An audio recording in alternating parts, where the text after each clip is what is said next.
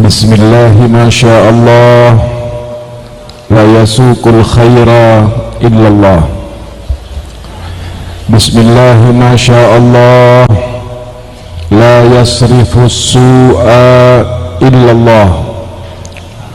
Bismillah ma sya Allah ma kana min ni'matin faminallah. Bismillah ma sya Allah la hawla wa la quwwata illa billah. Innal hamdalillah nahmaduhu wa nasta'inuhu wa nastaghfiruh wa nastahdihi wa nastarshiduh wa nu'minu billahi wa la nusyriku bihi ahada wa na'udzu billahi min syururi anfusina wa min sayyiati a'malina. Man yahdihillahu fala mudilla lahu wa man yudlil falan tajida lahu waliyan mursyida. Asyhadu an la ilaha illallah wahdahu la syarika lah wa ashhadu anna sayyidana wa habibana wa azimana wa imamana wa qurrati a'yunina wa maulana Muhammad miftahi babi rahmatillah adada ma fi ilmillah salatan wa salaman daimaini bidawami mulkillah wa ala alihi wa ashabihi wa man walah la hawla wa la quwwata illa billah. Amma ba'du. Yang sama-sama kita harapkan barakah ilmu dan doanya para habaib,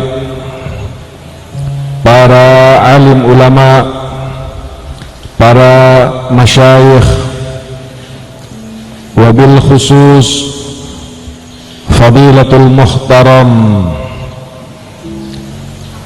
Syekh Abuya Kiai Haji Uci Tusturi, matta'anallahu bituli hayatihim. Yang sama-sama kita hormati Bapak Gubernur, Bapak Kapolda dan seluruh jajaran beliau. Mudah-mudahan para umara kita senantiasa diberi kekuatan oleh Allah Subhanahu wa ta'ala untuk tetap amanah di dalam membawa tanggung jawab yang sangat berat, apalagi kelak di akhirat. Para hadirin, bapak-bapak, ibu-ibu umat Nabi Muhammad sallallahu alaihi wasallam yang saya hormati dan dirahmati oleh Allah. Bersyukur kepada Allah karena pada siang hari ini kita telah ditakdirkan oleh Allah, telah dipilih oleh Allah, telah diundang oleh Allah untuk menghadiri peringatan salah satu dari wali Allah yang mudah-mudahan dengan hadirnya kita di tempat yang mulia ini, setidaknya walaupun tidak kemudian kita juga menjadi wali Allah, paling tidak dosa kita akan diampuni oleh Allah. Sehingga ketika dosa itu diampuni oleh Allah Subhanahu wa ta'ala, maka hampir bisa dipastikan yang namanya rezeki akan dilancarkan oleh Allah, yang namanya badan akan disehatkan oleh Allah, yang namanya keluarga akan disakinah dan mawaddahkan oleh Allah, yang namanya putra dan putri kita akan dijadikan soleh dan soleha oleh Allah Subhanahu wa ta'ala. Karena kesialan dalam kehidupan ini hanya terletak pada dosa dan pelanggaran kita kepada Allah. Setelah mendengar begitu berharga penjelasan dan hikmah dari masing-masing guru-guru kita, maka semakin kenal kita dan semakin sadar bahwa sebetulnya duduknya kita pada siang hari ini mendengarkan tausiah menyadarkan kita bahwa sebetulnya hal yang seperti inilah yang dibutuhkan oleh negara dan republik kita. Sudah banyak sekali usaha dari para ulama dan umara yang dengan susah payah memerdekakan negeri yang tercinta ini dari penjajahan. Akan tetapi kemudian lambat tapi pasti aroma yang dirasakan oleh para pendahulu kita pada saat ini mulai tercium kembali.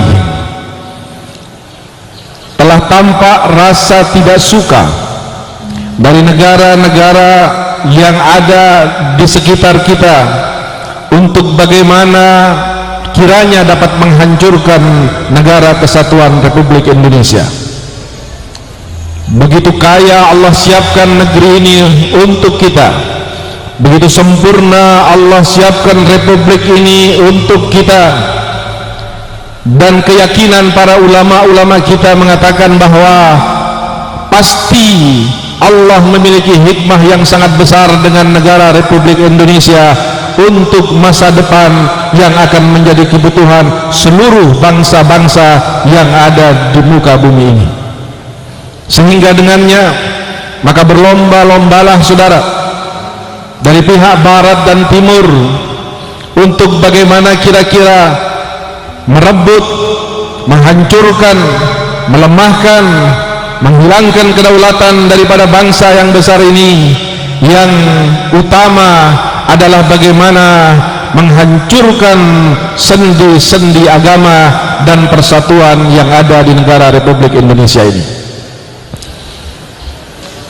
Banyak usaha yang telah dilakukan oleh para ulama dan umara kita untuk bagaimana mengembalikan negeri ini kepada kejayaan sebagaimana telah direbut oleh para pendahulu kita. Apakah itu dengan seminar, ataukah dengan lokakarya, ataukah dengan perkumpulan, bahkan antar negara pun ikut campur untuk memperbaiki negara-negara di ASEAN, terutama negara di Indonesia ini. Tetapi menurut kacamata saya yang lemah belum menghasilkan apa-apa karena satu hal. Satu hal tersebut adalah hilangnya pemahaman yang benar, hilangnya keyakinan yang sesungguhnya dari setiap komponen bangsa yang ada di negeri ini, bahwa sebagaimana Allah pernah menakdirkan negeri ini untuk dijajah, Allah pula yang menakdirkan negeri ini untuk dimerdekakan.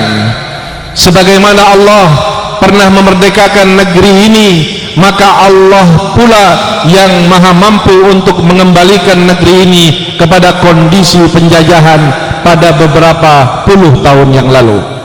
Artinya saudara yang dirahmati oleh Allah, bangsa Indonesia ini harus mengikra mulai dari keterjajahan sampai kemerdekaan sampai kondisi sekarang ini, bahwa kita sebenarnya berada di dalam ketentuan dan takdir daripada Allah Subhanahu wa ta'ala.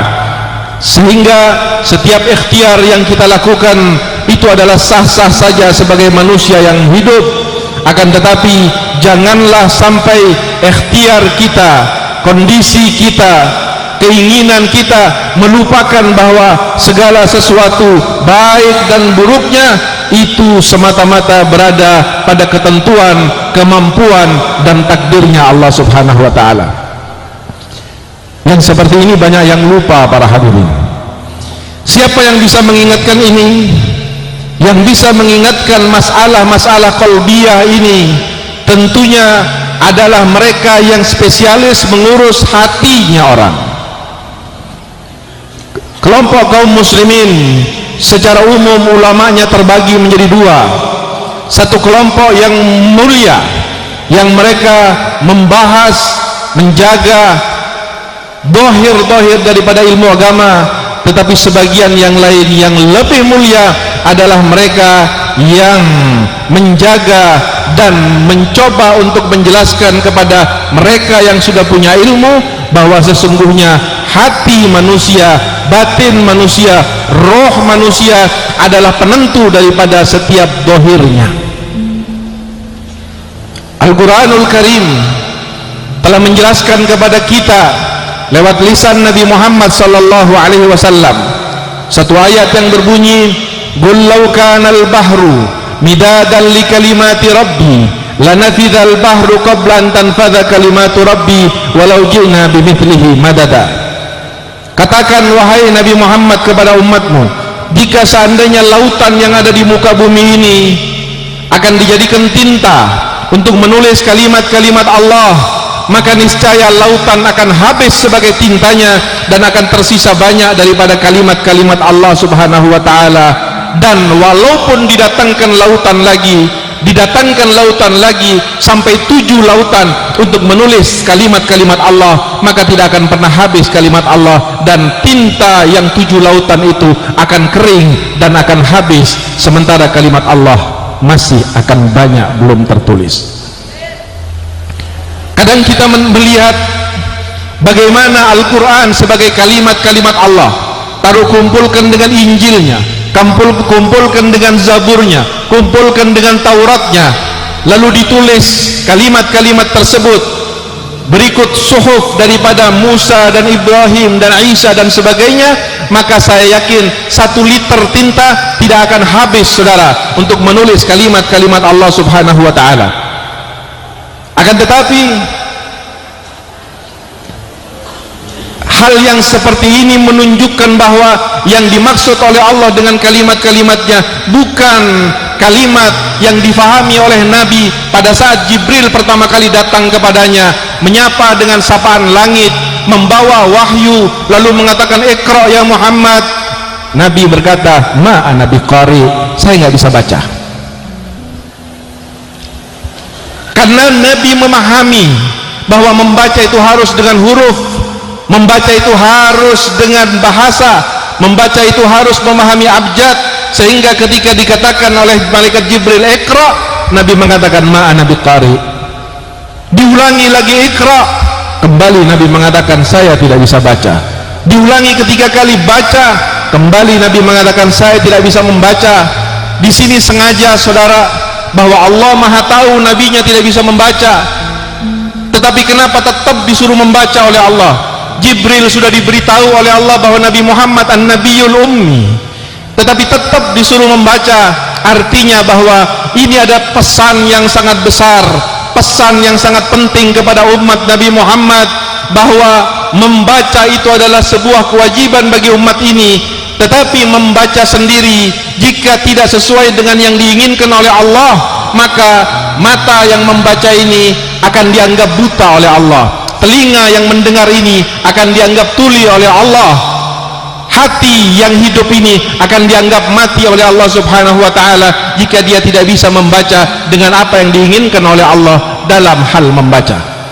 Ketika Nabi mengatakan saya nggak bisa baca, maka baru kemudian Ar-Rasul sallallahu alaihi wasallam diajari oleh malaikat Jibril, Iqra bismi rabbik, baca dengan nama Tuhanmu, baca dengan imanmu, baca dengan keyakinanmu, baca dengan i'tiqadmu, baca dengan kebesaran Tuhanmu, maka kamu akan menjadi pembaca yang baik. Bahkan kamu tidak kenal dengan huruf, tidak kenal dengan abjad, tapi kalau kamu memiliki keimanan, keyakinan dan kebersihan hati, maka kamu akan menjadi pembaca yang sangat baik.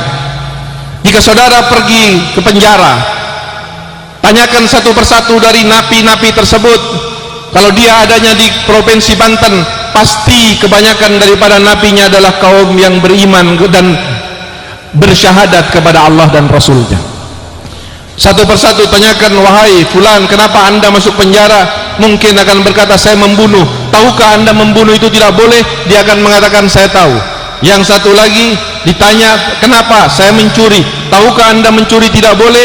Dia akan mengatakan ya saya tahu. Yang satu pemerkosa, yang satu narkoba, yang satu penganiaya, yang satu penipuan, semua mengatakan saya tahu bahwa perbuatan itu tidak boleh. Artinya dia mengikrar bahwa itu tidak diboleh, tidak baik. Tetapi kenapa tetap dilakukan?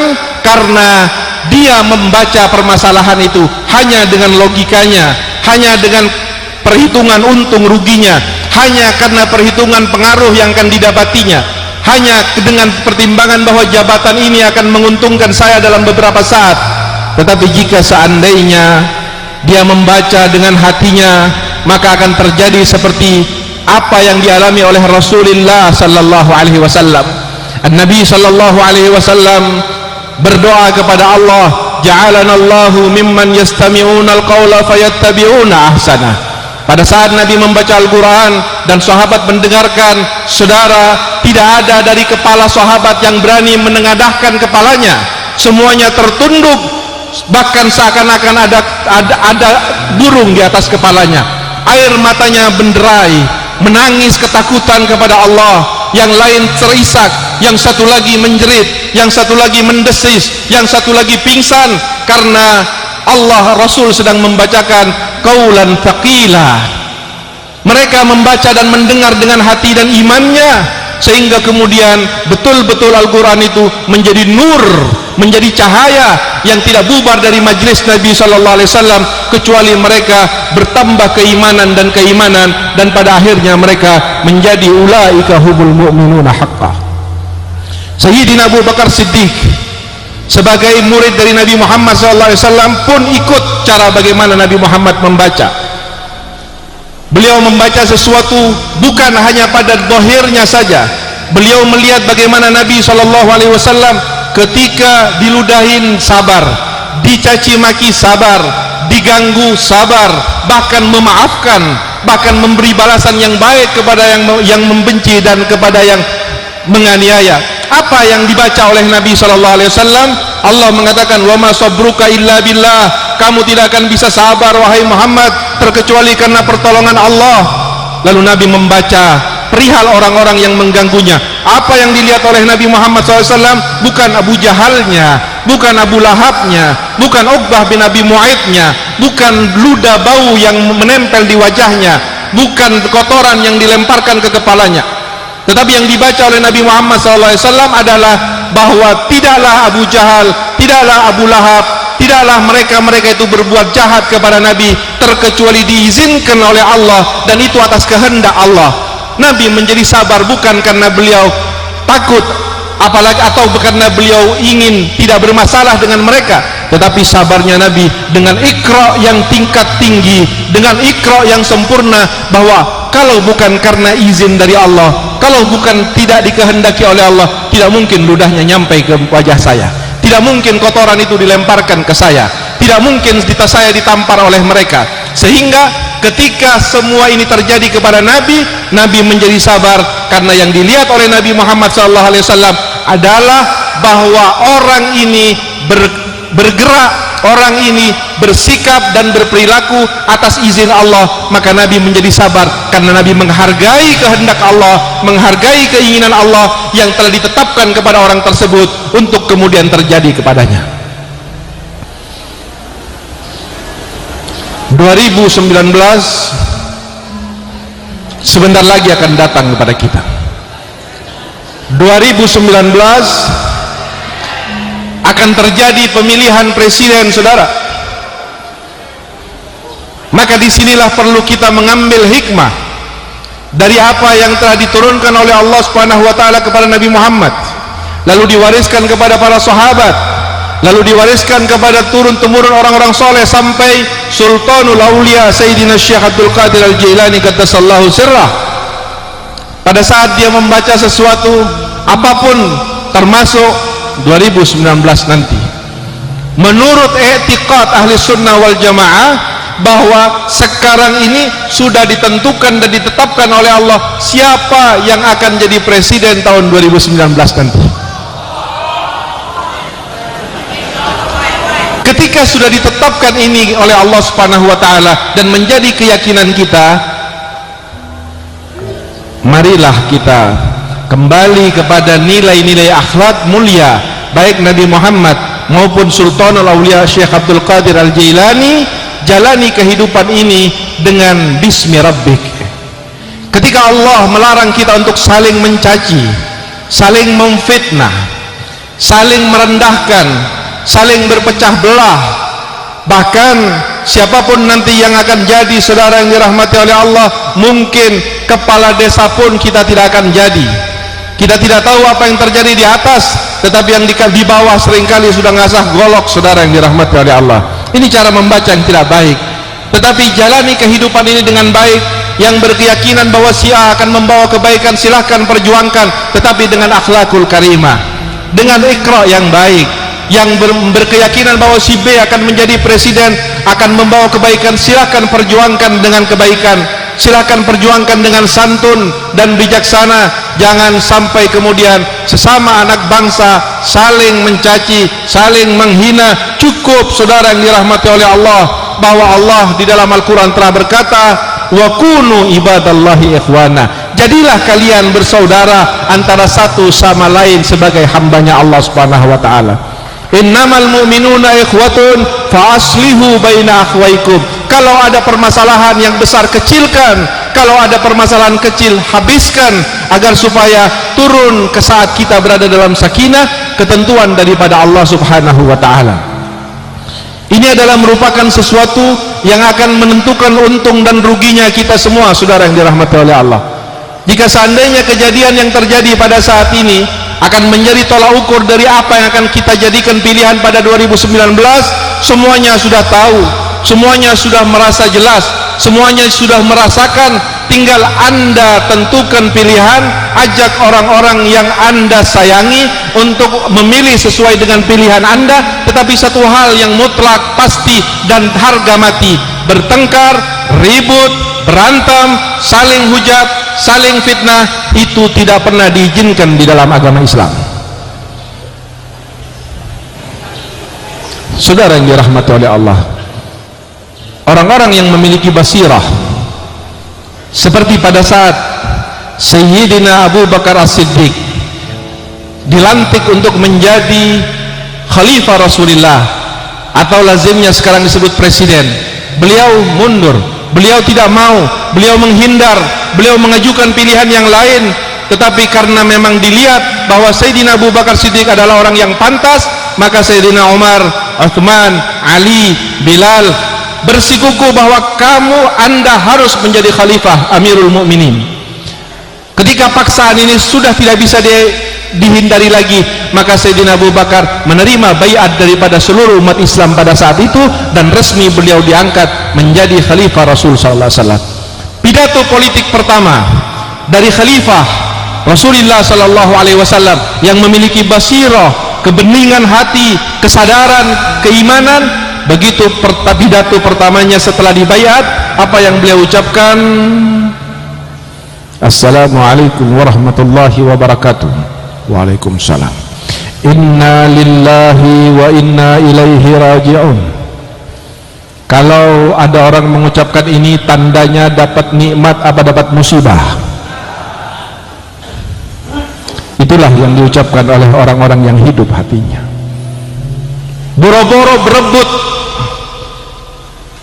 untuk sesuatu yang seperti ini. Sayyidina Syekh Abi Bakar bin Salim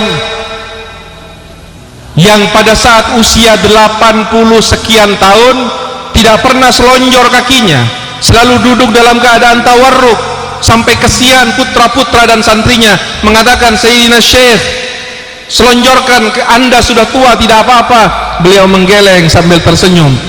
2 kali, 3 kali, 4 kali, akhirnya beliau menjelaskan bahwa saya bukan tidak mau selonjor, wahai anak-anakku, wahai santri-santriku, saya tidak mau selonjor karena saya malu dilihat oleh Allah dalam posisi saya tidak adab kepada Allah Subhanahu wa ta'ala. Beliau memiliki putra yang bernama Al-Husain, seorang ulama besar, wali besar, alim besar, arif besar. Beliau pernah berkata, seandainya jabatan itu cocok untuk kuda saya, maka saya tidak akan ridha jabatan itu diberikan kepada kuda saya. Sebab apa? Sebab orang-orang yang ahli basirah tahu betapa besar beban ini. Sayyidina Umar bin Khattab setelah menjadi khalifah Amirul Mukminin, beliau setiap hari, setiap malam menangis memegang janggutnya, menangis terseduh-seduh seperti orang yang tengah ditinggal mati istrinya atau orang yang ditinggal mati oleh putranya. Sayyidina Abdullah tidak tahan, lalu dia bertanya, "Wahai Abah, kenapa anda menangis? Wahai ayahanda, kenapa anda menangis? Bukankah anda orang soleh? Bukankah anda orang yang dekat dengan Nabi? Bukankah anda orang yang sempurna amal-amalannya?" Beliau berkata, "Ya, sebelum saya menjadi Amirul Mukminin, ya, sebelum saya menjadi presiden, tapi tatkala saya sudah menjadi Amirul Mukminin, maka saya khawatir saya akan dimasukkan neraka oleh Allah, saya akan dituntut oleh Allah dan akhirnya gagal dan harus masuk ke dalam neraka, karena ada di satu jalan di Baghdad sana yang berlubang, kemudian di malam hari ada kambing yang berjalan, lalu kakinya masuk ke dalam lubang, lalu kemudian keseleo, dan karena itu kemudian saya akan dituntut di hari kiamat oleh Allah Subhanahu wa taala." Sallu ala Nabi Muhammad. Ini murid-muridnya Nabi Muhammad. Muridnya Nabi Muhammad ketika ditawari jabatan, saudara, paling awal menolak. Namun ketika jabatan itu sudah dipegang, sebagaimana Sayyidina Abu Bakar Siddiq yang lembut, ketika orang-orang mulai murtad, membunuhin para hafidhul Quran, mulai tidak mau menunaikan zakat, maka Abu Bakar mengatakan, "Kita akan perang dengan mereka." Sayyidina Abu Bakar seorang yang lembut, tiba-tiba mengatakan, "Saya akan perang dengan mereka." Dikatakan oleh Sayyidina Umar yang terkenal keras, "Wahai Abu Bakar, jika seandainya engkau perang dengan mereka, maka ini akan berbahaya untuk kondisi umat Islam, karena mereka adalah kabilah-kabilah, suku-suku yang besar." Kata Abu Bakar, "Demi Allah, jika engkau wahai Umar dan kalian semuanya akan duduk di sini untuk berdiam diri sementara syariat Allah dilecehkan, maka demi Allah saya seorang diri akan berperang bersama dengan mereka." Saudara yang dirahmati oleh Allah, bangsa ini butuh kepada basirah. Bangsa ini cukup dengan keilmuannya, cukup dengan titel-titelnya, cukup dengan pesantrennya, cukup dengan jamiyahnya, cukup dengan surahnya. Yang dibutuhkan oleh bangsa ini dan urgen pada saat ini adalah basirah, hati yang hidup, hati yang kenal, hati yang menuju kepada Allah, hati yang tidak dikatakan oleh Allah di dalam Al-Quran, "Innaha la ta'mal absar walakin ta'mal qulubul lati fis sudur." Hei Muhammad, jangan kamu heran kalau kemudian ada pejabat yang tidak adil, pejabat yang zalim, ulama yang berkhianat, orang berilmu membenci keluarga Nabi. Jangan kamu heran, karena sesungguhnya yang buta bukan matanya, tetapi yang buta sesungguhnya adalah hati yang ada di dalam dadanya. Bukankah sudah waktunya kita untuk bertarekat? Tidakkah sudah saatnya kita untuk khusyuk kepada Allah?